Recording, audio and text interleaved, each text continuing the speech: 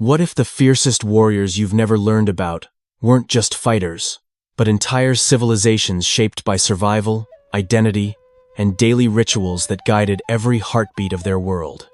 What if the real story of North America wasn't only written in battles and treaties, but in dawn fires, whispered prayers, and traditions passed from generation to generation, stories that history books rarely told?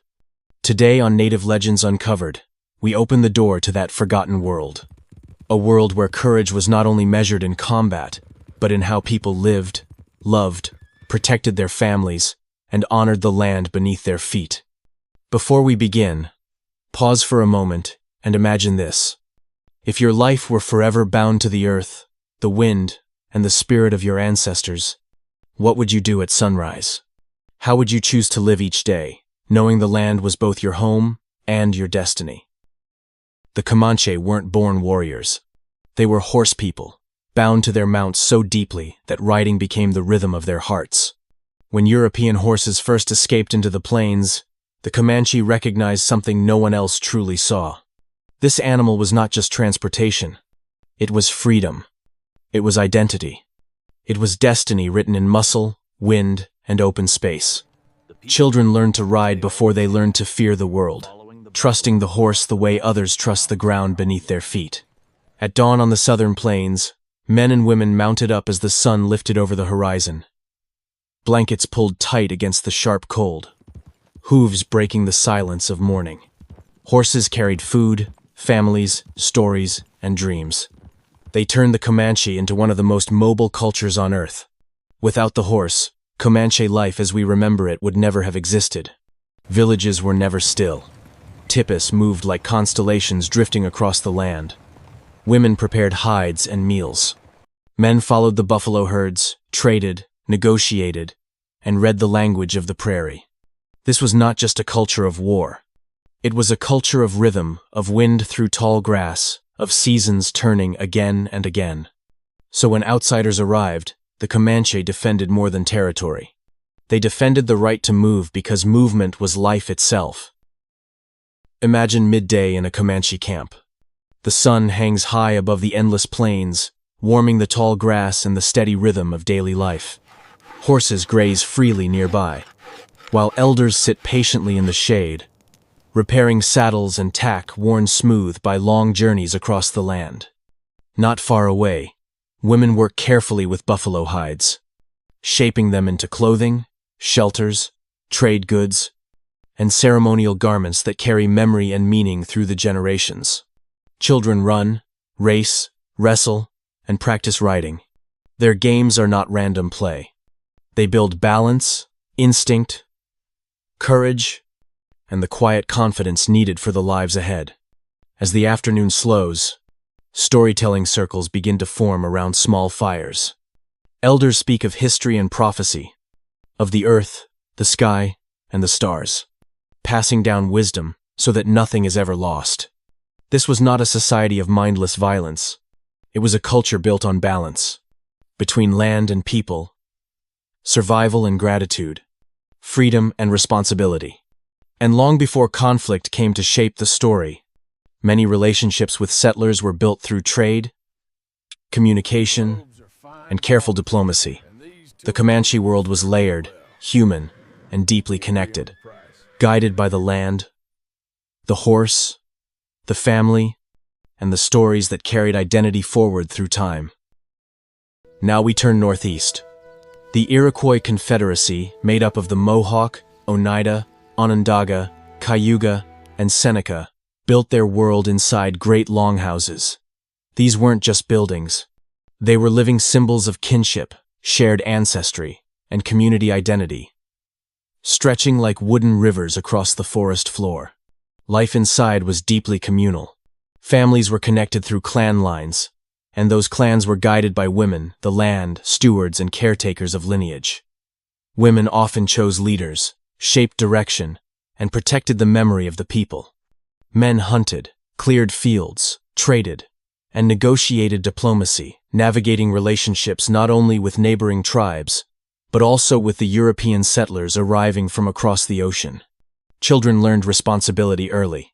They tended the three sisters' corn, beans, and squash crops that weren't just food, but sacred gifts of life, woven into ceremony, song, and thanks. The Grand Council gathered to settle disputes and coordinate shared decisions across the Confederacy. Their power did not come from horses or conquest. It came from unity, from the idea that decisions should be made slowly, carefully, and with the future in mind. Rituals shaped the year. Planting festivals, harvest celebrations, sacred dances, and ceremonies of gratitude. These were not performances, they were living prayers, connecting human life to the eternal cycles of nature, to the turning of seasons, to the breath of the earth itself. And in the glow of firelight inside the longhouse, stories and teachings flowed like rivers, reminding every generation that strength is not only found in battle, but in belonging. The Apache lived along the rugged edges of deserts and mountains, places where the land itself tested every step. These landscapes demanded mobility, intelligence, and a quiet kind of resilience. The Apache were not a single tribe, but many bands, families, and kinship groups connected by loyalty, marriage, and the shared need to survive in a world that could turn harsh without warning. Their food came from buffalo, small game, roots, and wild plants gathered with deep knowledge of the land. Their shelters were temporary and practical, moving with the seasons, because staying in one place for too long was rarely an option. Families were tightly woven units, guided more by trust and relationship than by a single central authority. That gave them strength. But it also meant that negotiation with outsiders was fragile, complicated, and easily broken. Daily life revolved around movement, tracking game across wide distances, finding water where others would see only dust and stone, and performing spiritual rites that tied them to the land, the sky, and the unseen worlds around them. Unlike the Comanche, whose identity flowed through the horse, the Apache became one with the land itself. Their strength was stealth. They struck with precision, disappeared into the mountains or desert brush, and endured where others could not. And beneath it all lived something deeper than warfare, a spiritual core that shaped who they were and how they moved through the world. Daily rituals carried a meaning that went far beyond simple survival. They were the invisible threads that held life together, shaping identity, memory, and the way each nation understood its place in the world. For the Comanche, the bond with the horse was sacred. A prayer whispered before the hunt was not just a request for success, it was a promise of respect. Man, animal, land, and spirit were bound together, sharing one breath beneath the endless sky. For the Iroquois, the longhouse was more than shelter.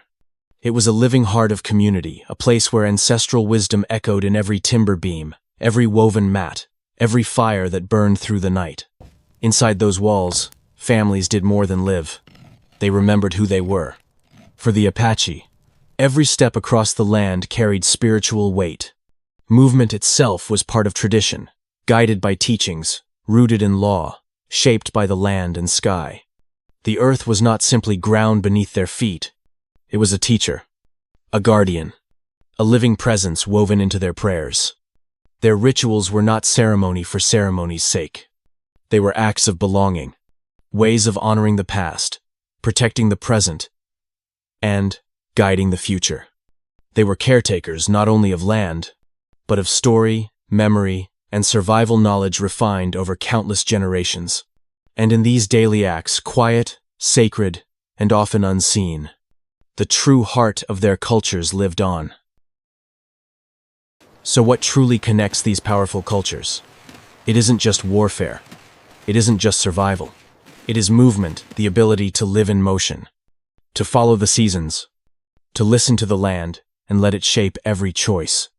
It is connection to earth, to spirit, and to each other. A way of seeing the world where nothing exists alone, where animals, people, wind, water, and memory are all part of the same living circle. And it is the quiet strength of daily practice, the small, repeated actions that build identity over generations. Rituals, stories, shared meals, hands working beside one another. These acts formed nations long before borders ever did. These stories aren't only about conflict. They're about how humans adapt, how they endure, how they love, protect, and remember. even when the world around them changes forever. And across America today, in the names of rivers and mountains, in the rhythms of ceremony and song, in languages still spoken, and in the land itself, their echoes remain, not as ghosts of the past, but as living threads in the story of this continent. A reminder that identity is not built in a single moment, but across entire lifetimes, rooted in land, memory, and the unbreakable human spirit. What if the fiercest warriors were actually the most spiritually alive people on the continent? What if daily ritual, resilience, and deep respect for the land were the real forces that shaped history far more than conquest ever did? That is the legacy we honor here. Thank you for watching Native Legends Uncovered. Take a moment and reflect on this. What have your routines, your values, and your daily choices built in your world? Because if these tribes could shape destiny through the quiet rhythm of everyday life, then what future are you shaping through yours? Don't forget to like, subscribe, and share your thoughts below. And stay with us. We will continue uncovering the legends that history almost forgot.